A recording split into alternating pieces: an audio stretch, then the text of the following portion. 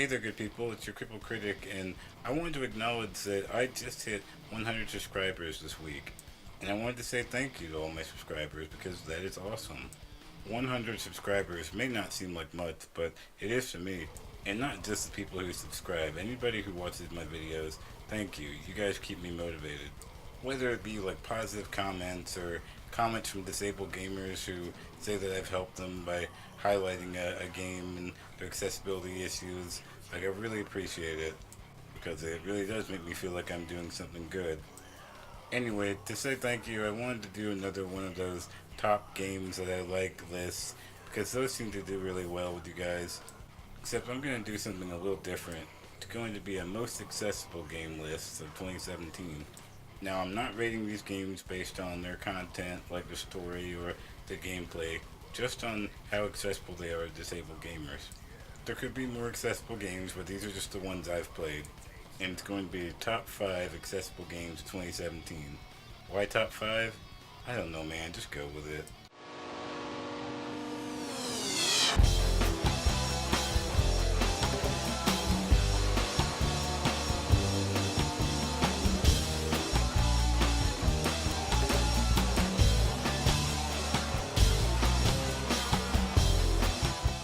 Number 5. Hellblade Senua's Sacrifice. Oh man, I was looking forward to Hellblade for a long time, but who would have thought it would live up to my expectations like it did? This game had a dark atmosphere, really fun fighting mechanics, and took me on an emotional journey I've never experienced before. I guess it also helped me understand the mind of a truly psychotic person using some interesting audio tools. On top of all that, it was a fairly accessible game for disabled gamers. Hellblade has customizable controls, and as far as I remember, this is the first game that Ninja Theory has made that had customizable controls of any kind. At least their console versions. And hey, that's a huge step in the right direction. Now, Hellblade is far from perfect when it comes to accessibility. Colorblind players will have trouble understanding where to go in a particular mission near the end of the game, and deaf players will most certainly be obstructed by the game's focus on audio and inconsistent subtitles. But I think it's important to point out when a studio is making progress when it comes to accessibility for disabled gamers. Adding customizable controls makes fighting a whole lot easier for disabled gamers with fine motor skill impairments.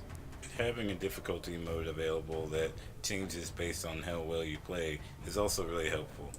I really love this game, and I'm happy Ninja Theory made things more accessible this time around. So good on you, Hellblade. Number 4. Resident Evil 7. I don't think anyone expected this game to be as good as it turned out to be, least of all me. The last 2 games in the Resident Evil franchise were pretty lackluster, mainly focusing on co-op and big explosions, and not really survival horror. That's why many fans didn't have much hope for the series, but man, were we wrong.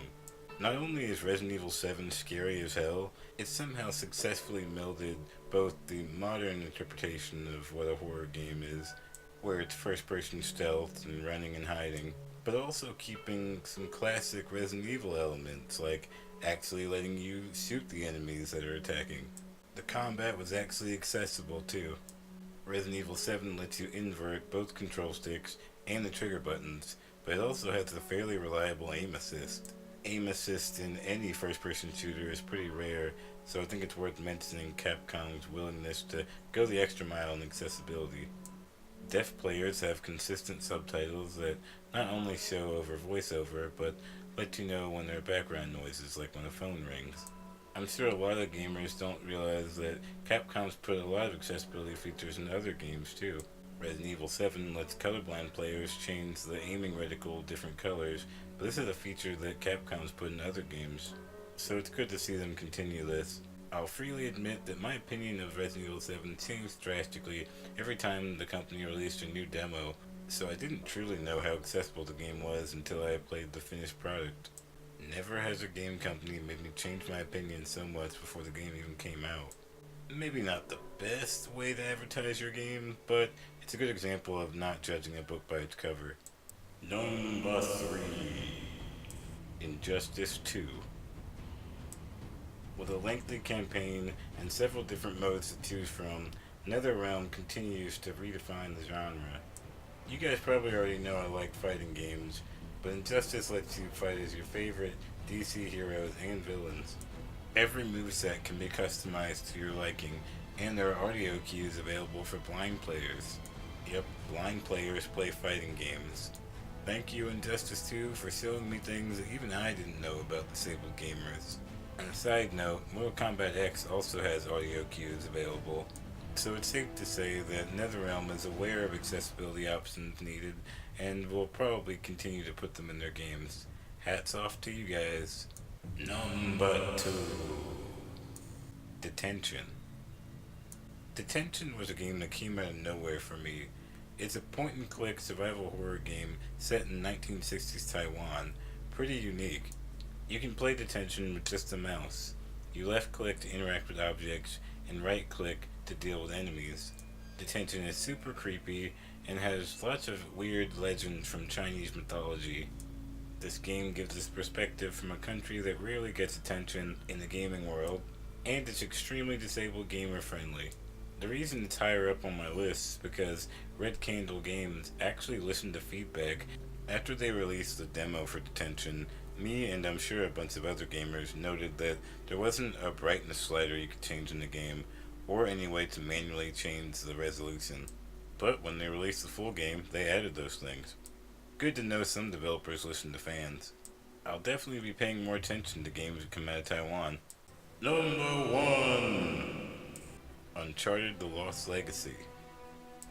Well, what can I say? Naughty Dog is at the top of their game. Even now, they're still making the most accessible games out there. Yes, I know that Lost Legacy is essentially just a spin-off using the exact same engine as Uncharted 4. But hey, it's still more accessible than most games. It's also fun, has a solid story, and they kept all the accessibility options from the fourth game. After Naughty Dog implemented their accessibility initiative, they kept the accessibility section within the options menu, which includes things like aim assist, camera assist, and vehicle camera assist. But somehow, in Lost Legacy, they added even more accessibility options. They now allow you to zoom in on a fixed point by pressing the aim button. This makes it easier to aim at a particular object, and it automatically centers the camera and makes your character face forward. I go into more detail in my full review for Uncharted: The Lost Legacy, so check that out if you want to see more. Naughty Dog continues to make high quality games, and they're where you should turn to if you want accessibility options for disabled gamers. There's not much else to say except that I can't wait to see how they handle The Last of Us 2. Please hurry up and release it. Alright guys, that was my top 5 most accessible games of 2017. Now I haven't had a chance to play every single big name title that's come out in 2017, so for all I know there are more accessible games. If you guys know of any, please let me know and put it in the comment section below. I'd love to try them out. But anyway, thanks again for anyone watching. Thanks for the 100 subscribers. Really appreciate it. You guys keep me motivated, like I said. And as always, I will see you later.